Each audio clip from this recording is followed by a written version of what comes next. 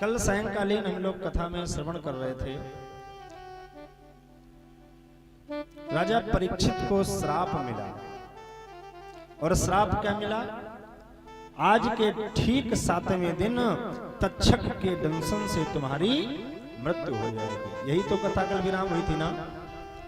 सप्तमे तक्षके आहानी, आज के ठीक 7वें दिन तक्षक के काटने से तुम्हारी मृत्यु हो जाएगी, ऐसा श्राप मिला राजा परीक्षित को। और ज्यों ही राजा परीक्षित को श्राप मिला, अच्छा एक बात बताएं, राजा परीक्षित को श्राप मिला तो राजा परीक्षित ने क्या किया? तुरंत अपनी मुक्ति का उपाय ढूंढने लगे, अपनी मुक्ति का उपाय खोजने लगे। अच्छा आज का कोई मनुष्य होता, आज का कोई संसारी हो और उसे पता चल जाए कि ठीक 7वें दिन मरना है।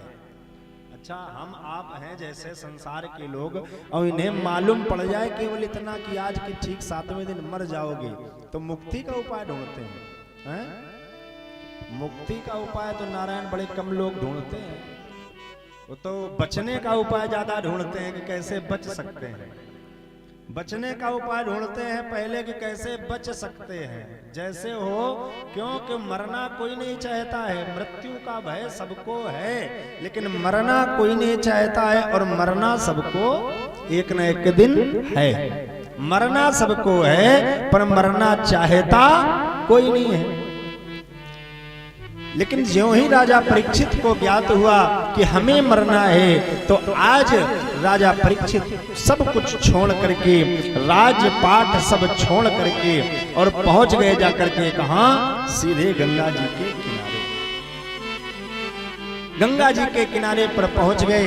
बालू का सुंदर एक सिंहासन बना, आकर के पूज्य गुरुदेव सुखदेव जी महाराज आकर के उस सिंहासन पर विराजमान हो गए। पूजन किया गया और ज्यों ही पूजन हुआ तो पहला प्रश्न जो था वो प्रश्न यही किया गया कि ये बताओ, म्रियमाणम किम कर्तव्यम, जिस व्यक्ति को ये ज्ञात हो गया हो कि हमें अब मरना है तो उसे क्या करना चाहिए। ज्यों ही ये प्रश्न सुना, प्रश्न को सुनते ही इतना प्रसन्न हुए सुखदेव जी महाराज, इतना प्रसन्न हुए, प्रश्न को सुनकर के ही हृदय गदगद हो गया और तुरंत बोल पड़े, वरीयानेस्ते प्रश्न कृतो लोक हितो नपः। वरीयानेस्ते प्रश्न कृतो लोक हितो नपः। अरे राजन, तुमने जो ये प्रश्न किया है ये लोक हित में प्रश्न किया गया है। क्यों? क्योंकि इस संसार में सबको मरना है। और बताएं, ये श्राप राजा परीक्षित को ही नहीं मिला है।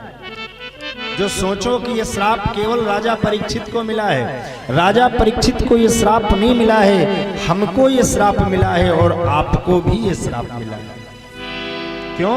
क्योंकि सबको मरना है और 7 दिन में ही मरना है।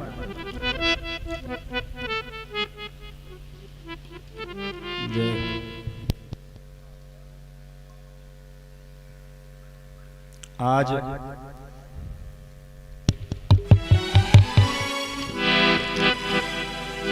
सबको मरना है और 7 दिन में ही मरना है।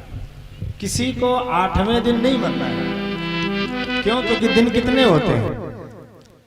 रवि, सोम, मंगल, बुध, गुरु, शुक्र, शनि, 7 दिन ही होते हैं और इन्हीं 7 दिनों में सबको मरना। अच्छा ये बताओ, किसी के लिए कोई 8वां दिन है क्या?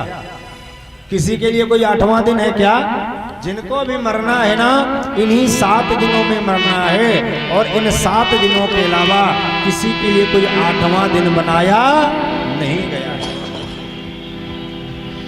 राजा परीक्षित कहते हैं कि देखो,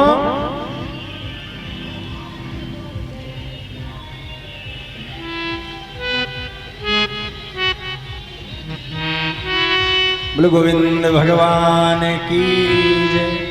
इन 7 दिनों में ही सबको मरना है और सबसे बड़ी बात यह है कि हम इस संसार के ऐसे अकेले जीव हैं जिसे ये पता हो गया है कि हमें कब मरना है। क्यों? क्योंकि इस संसार में कोई ऐसा नहीं है जिसे ये ज्ञात हो गया हो कि वो कब मरेगा। अच्छा बताओ, किसी को ज्ञात है? इस संसार में जो जीव हैं, जो भी इस संसार में मनुष्य हैं, अगर किसी से पूछा जाए तो एक पल का तो भरोसा नहीं है। अभी बैठ करके कथा सुन रहे हैं, अभी कथा सुन रहे हैं, और अगले क्षण क्या हो जाएगा ये किसी को नहीं पता है। अगले क्षण क्या होगा ये किसी को पता नहीं है।